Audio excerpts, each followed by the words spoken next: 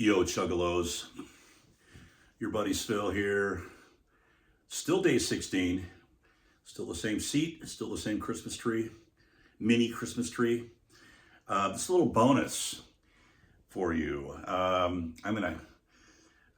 was graciously given a gift of a club membership to every 2 months get a wide variety selection of beers from Hoppin, which I've enjoyed immensely this past year. It's been just great. I've gotten all kinds of different weird, strange, and wonderful, wonderful beers that I've enjoyed every one of. Hoppin is great, by the way. If you don't know, they're in Akron, Ohio. They're right here in Ohio. They're an Akron-based organization, and they're phenomenal. They have they're known for their stouts, and but they brew a huge variety of different types of beers. And I just got my December shipment today, actually, and there's a huge number of Christmas ales, Christmas beers, specifically brewed for the season, that I'm going to be tasting over the course of the next several weeks and hopefully sharing with other people. This happens to be the one I decided to just try tonight and give you guys a little bonus, which is Hoppin Frog's Christmas Ale. It's ale that's brewed with cinnamon, ginger, and nutmeg. What a surprise. Kind of pumpkin spices, I guess. Could be apple cider spices too, or nutmeg spices for that matter. Cinnamon, nutmeg, and ale, and ginger seems to be the going craze. But anyway, as per usual, Hoppin Frog is a little higher on the ABV side. Even in their basic IPAs and stouts and whatnot, they tend to have a lot of high specific gravity and high ABV values. This one happens to be 8.5%. Good things come in small little cans.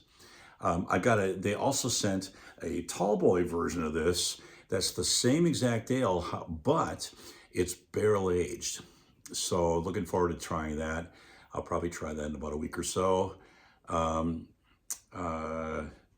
I've got some time off between Christmas and New Year's.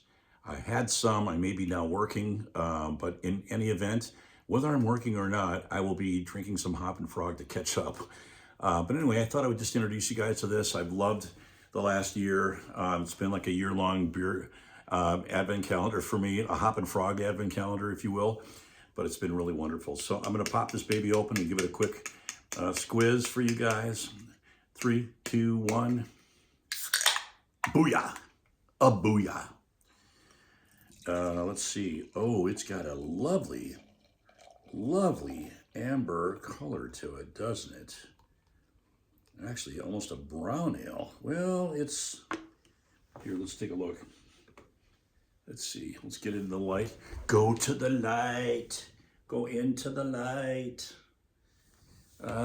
Yeah, it's dark amber, almost brownish, probably from cinnamon, I'm guessing, and nutmeg. It's a lovely color, really lovely. Ooh, I smell the cinnamon, nutmeg right up front, right up top. And those aren't esters, baby. That's the real deal. That's right. That smells like Christmas. Yep, ginger. I smell all three of them. Cinnamon, nutmeg, and ginger right up front. Lovely, lovely. I'm looking forward to this. Okay, let's get right into it here.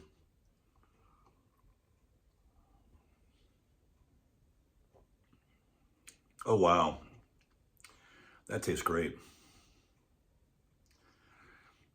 That tastes great. I don't know whether it's because of the spices that are influencing my brain, telling me I'm drinking an apple cider, or whether it actually is the fruit as part of the fermentation of the malt and all those things mixed together. But I taste apple in there. I'm sure they did not put apple in there. They would have said on the can, and they did not. So I know there's not apple in there, but it's kind of rare to taste apple in a beer. You know, sometimes in a real light beer or a lager, you might get some, kind of apple in the in the flavor profile, but this is almost like an apple cider. It's kind of a cross between, this is going to sound really weird. Okay, it's going to sound off the wall. You're going to think, SFIL's lost it, he's a nutter. You probably thought that a long time ago. And, you know, I'm here for entertainment purposes, so give it a good laugh. It's almost like a combination of an apple cider, and there's something kind of creamy about it too, even though that doesn't really look creamy. And it doesn't really have a thick head on it at all. It's not highly carbonated per se, but it's got a kind of creaminess of like eggnog, which has the same stuff in it, right? It has cinnamon, ginger, well, I don't know if it's got ginger in it, but nutmeg for sure.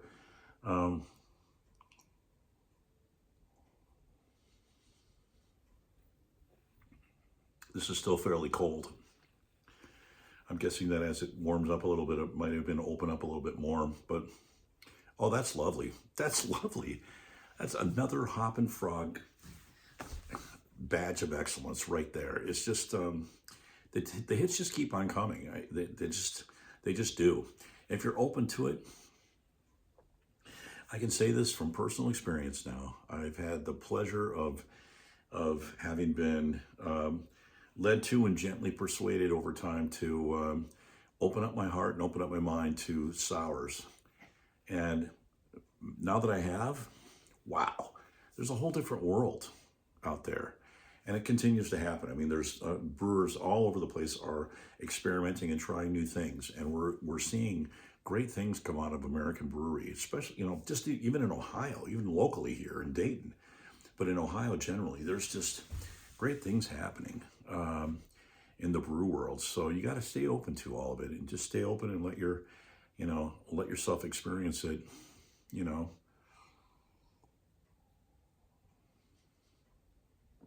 Because you just never know what might light you up. And it might not happen today. Might not happen tomorrow or next week or next month or even next year. It might take the next year or year and a half for you to really warm up to some of these new styles and some new flavors that are being put out, but it's worth it. It's worth it, trust me. It's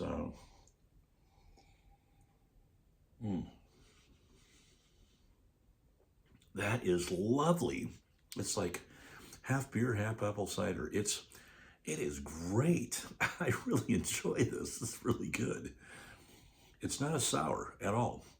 It's a beer, and it's got sweetness to it, and it's got some a little bit of sourness to it. Not much though. I mean, the sourness is from the fermentation process.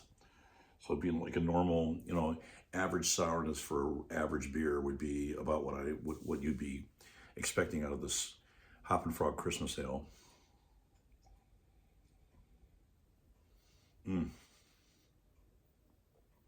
That's lovely. That's lovely. That's a picture, you know, sitting by the fireplace with a crackling fire, with a cold wind blowing and snow coming down outside, and you're by the fire with your feet up, getting your toes warmed by the fire in the fireplace, and having some light music on, and sitting there with your beautiful wife, just enjoying a nice little aperitif. This would be the perfect choice for that. I'd take this over, you know, well, we actually like mulled apple cider very, very much too. It tastes very much like that, actually. It tastes very much like apple cider. It kind of looks like apple cider when you look at it. The color, maybe they did that on purpose. You think? I think there's a lot of purposeful thought that goes into these brews at Hoppin' Frog. That's just what I've learned. And you know, I've been up to Akron area quite a bit in the last couple of years. Our brother Mike lives up there. Elena's brother Mike, my brother-in-law, is like truly my brother from another mother. So we've gone up there quite a bit, visited them quite a bit. And the next time I go up, I am definitely going to Hoppin' Frog, and I hope there's a point in time that I don't know when that might be, but hopefully JT and I will maybe get a chance to get up there together to go visit Mike and Shell and Allura, and then maybe, you know, literally you got to drive right through Akron to get there. They live outside of Akron, not very far, like maybe 30 minutes out of Akron on the Pennsylvania side. They're in Ohio. They're in Ravenna, But I can't imagine not stopping at Hoppin' Frog to check them out.